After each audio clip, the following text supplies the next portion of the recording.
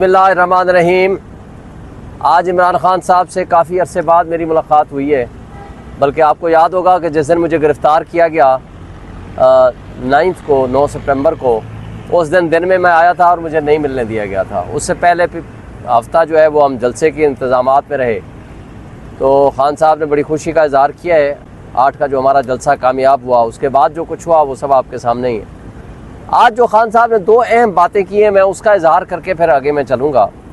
وہ یہ ہے کہ اس کرپٹ سسٹم کو پروٹیکشن دینے کے لیے ان کو اپنے 4 میں سے 3 امپائرز کو اپنے ساتھ ملانا مقصد ہے۔ یہ جو کانسٹیٹیوشنل امینڈمنٹ کرنے جا رہے تھے، یہ اصلاحات نہیں، یہ فسادات تھے۔ یہ وہ بے ایمانی تھی کہ اپنی پچھلی بے ایمانیوں کو کور اپ کرنے کے لیے انہوں نے 3 امپائرز کو ایکسٹینشن دینے کا فیصلہ کیا۔ نمبر 1، آپ کو پتہ ہے قاضی فائزہ، جو ان کے تمام پچھلے 1 سال میں ہر قسم کی ناانصافی انہوں نے کی۔ دیکھیں، لائف ٹائم جو ان کی اہلیت کا معاملہ تھا نواز شریف کا، وہ قاضی صاحب نے ان کے حق میں دیا۔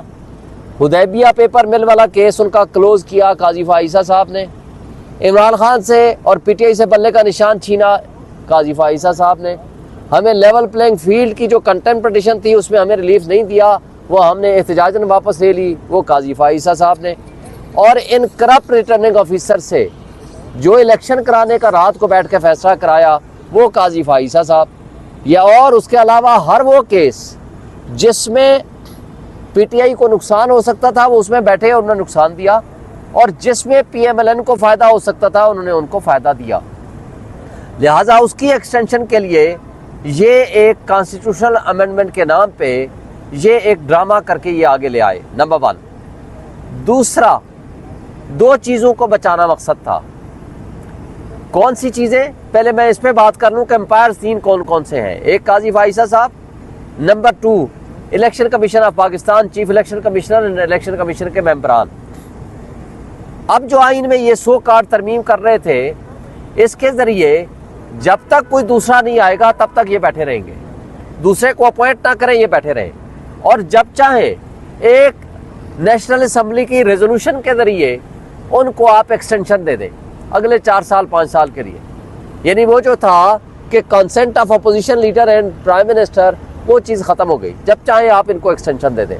لہٰذا یہ 2 امپائرز، تیسرے امپائرز کو آپ سب جانتے ہیں، راولپنڈی طاقتور چیف آف آرمی اسٹاف۔ یعنی اس قانون کو کانسٹیٹیوشن میں امینڈ کر دیا کہ کوئی اس کو تبدیل نہیں کر سکے گا کہ جناب آپ ان کی ایکسٹینشن جو ہے ہر حال میں ہوگی۔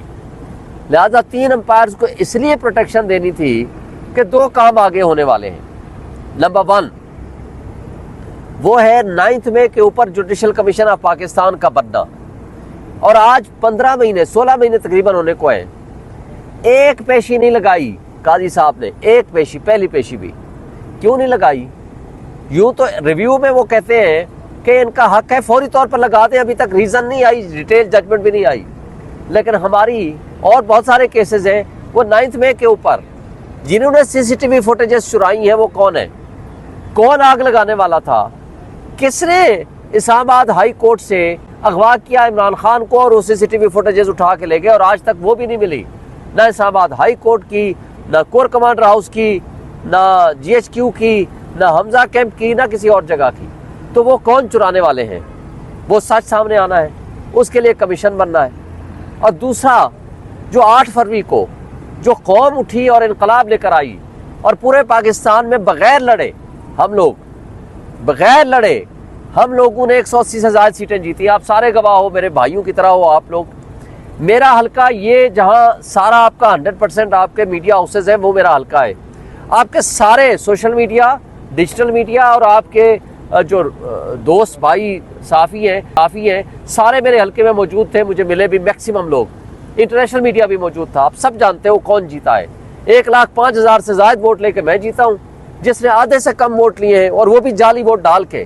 20 ہزار ان کو جعلی ووٹ ملے تھے ڈالنے کے لیے، لیکن اس کے باوجود وہ کس طرح ہارے، اور آج کس انداز سے وہاں بیٹھ کے بھاشن دیتے ہیں اور کہتے ہیں کہ جی ہم آئین میں امینڈمنٹ کر رہے ہیں۔ لہٰذا 8 فروری اور 2024 اور 9 مئی 2023 کے سارے ڈرامے کو بند کرنے کے لیے اور اس پہ پردہ ڈالنے کے لیے ان امپائرز کا ایکسٹینشن ضروری ہے۔ اور وجہ کیا ہے؟ وجہ مین یہ ہے کہ اس وقت سچویشن یہ ہو چکی ہے کہ آپ کا اگر اس ملک میں اگر رول آف لا نہیں ہوگا، قانون کی حکمرانی نہیں ہوگی، جمہوری روایات نہیں ہوں گی، اگر آئین کی پامالی اس طرح ہوتی رہے گی، تو مجھے بتا دیں کہ کون آپ کے پاس انویسٹمنٹ لے کر آئے گا؟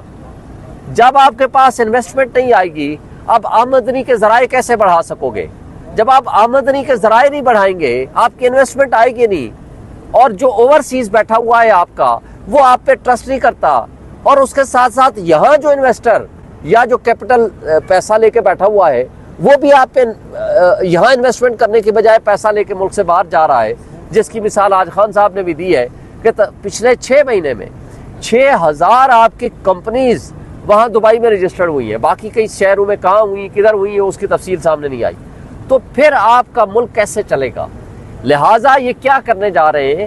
یہ جا رہے ہیں کہ جو حمود الرحمان کمیشن رپورٹ میں لکھا ہوا ہے کہ یحییٰ خان نے اپنے اقتدار کو طول دینے، اپنے ذاتی مفادات کے لیے اس نے جمہوریت پہ شب خون مارا، اس نے اپنے مفادات کے تحفظ کے لیے اس نے رول آف لا کو وائلیٹ کیا، اس نے آئین کی پامالی کی، اس نے جس کا حق تھا اس کو نہیں دیا، تو کیا انجام ہوا؟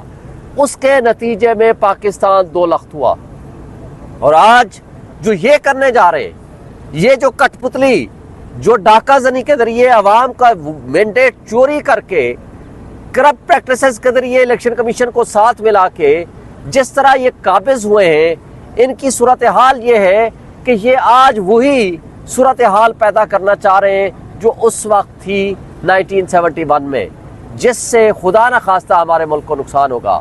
آج عمران خان کا حکم ہے کہ پوری قوم کو پیغام دے دیں، 21 سپٹمبر کا جلسہ لاہور میں ہوگا، پورے پاکستان سے لوگ نکلے وہاں پہنچے، ڈو اور ڈائی کا معاملہ ہے، اور اس وقت آپ نے کشتیاں جلا کے باہر نکلنا ہے۔ اور اس کے ساتھ ساتھ ایک پیغام ہے تمام انٹلیکچوئلز، تمام وکلاء، تمام ججز، تمام ہمارے صحافی بھائی اور سول سوسائٹی کے لوگ سب نکلیں، حق سچ کی آواز اٹھائیں، اس لیے کہ آج اگر آس اور امید ہے صرف ایک ادارہ ہے، وہ ہے سپریم کورٹ آف پاکستان۔ اگر اس کے اوپر جو شب خون مارا جا رہا ہے، اگر اس کو بھی زیرو کر دیا گیا تو پھر آس اور امید ختم ہو جائے گی۔ سول سوسائٹی کے لوگ سب نکلیں، حق سچ کی آواز اٹھائیں، اس لیے کہ آج اگر آس اور امید ہے صرف ایک ادارہ ہے، وہ ہے سپریم کورٹ آف پاکستان۔ اگر اس کے اوپر جو شب خون مارا جا رہا ہے، اگر اس کو بھی زیرو کر دیا گیا تو پھر آس اور امید ختم ہو جائے گی۔